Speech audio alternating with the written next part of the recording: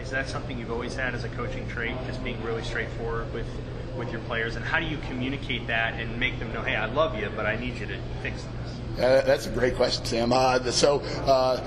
To me, the guys want the truth. They want to be as good as they can be. And this day and age, sometimes having hard conversations that are truthful are not easy. It's a lot easier to text somebody or send them an email where you don't have to look them in the eye. But if you can get the guys, if they know that you know the game and you are telling them something that is going to help them be a better football player, they're going to listen to you. If they think you're cheating the game, or you don't know the scheme, or you don't know the technique that you're trying to teach, they'll sniff that out in a second. People ask me a lot, what was the difference between coaching the NFL guys and the college guys?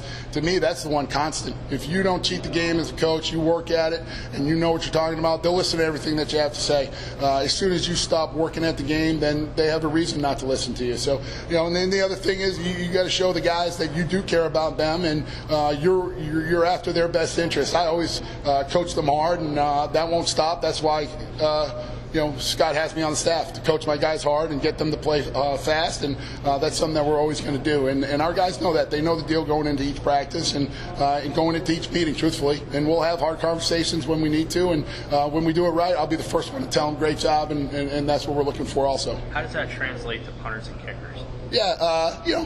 Trickier? I think that you got to be smart in whoever you're communicating to, right? I don't talk to Garrett Nelson the same way maybe I talk to Connor Culp, but also I don't talk to my wife Jody the same way either. So I think it's kind of a fine line and kind of what you're into and what the circumstance is. And I tell my guys all the time. I don't know if you guys know the movie Pulp Fiction. Remember that the wolf comes in and he says, "If I'm curt with you, it's because time is of the essence," right? So same thing. So sometimes when it's a fast, hard conversation, because we got to hurry up and get this right. We're playing a game in 3 weeks here, just about. So, we have to be exact in what we're doing. We don't have time to keep making the same mistakes over and over again. And if sometimes that calls for getting somebody's attention a little bit more clearly or with a little better articulation, then so be it.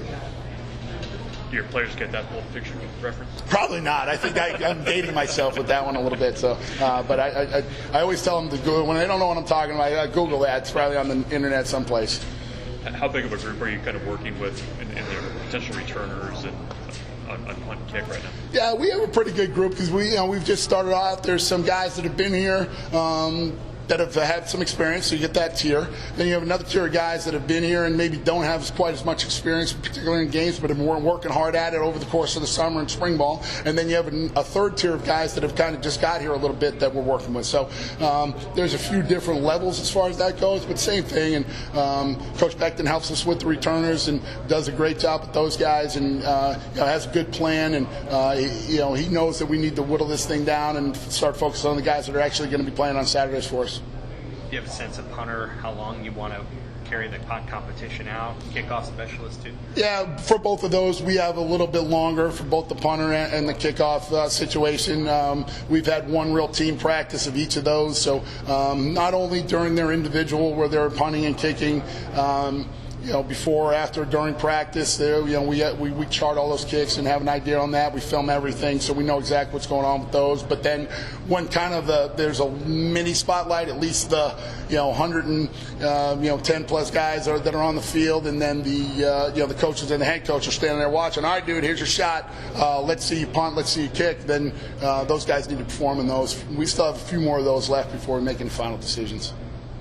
I'm sorry if I've been asked this already. What will be the biggest difference with a couple of your guys going from being good situational pass rushers or serviceable to really being able to maybe change a game on a more consistent basis? Yeah, I think for us to be a better pass rushing unit, we're going to have to go from, hey, in my head, we kind of got last year, the whole thing got jacked up, and everybody knows that, and you got a new position coach talking about, it's almost like learning a new language.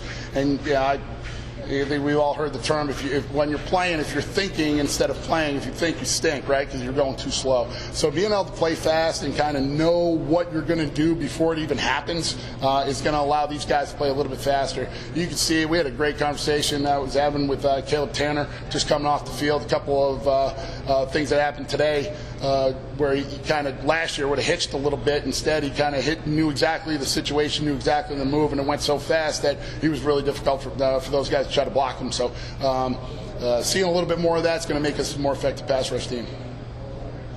How's it going with apologists? You've been asked about Gifford and Wright. Obviously, they're behind JoJo at that position. How's that been going?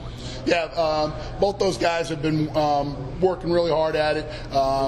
Isaac's probably gotten a little bit more reps at that right now at the stage of the game. Isaac's done a great job, not only at that position, the core special teams. He's in my ear all the time. What about this technique? What about that technique? Taking a lot of pride in it. And hungry guy. I think he understands. JoJo's got a pretty significant role coming up this fall, but he's a guy that's not going to let us keep him off the field. He's going to want to get out there as much as he can. Every role, no role is too small for him. He's one of those guys that you love about it, especially when it's a guy like him who's got a high football IQ and understands the game. Does he remind you of his brother in that way? Yeah, kind of a little bit that way, but I don't know. Isaac might be a little bit better looking. That might be the big difference. I could say that about a millionaire guy, right? Yeah.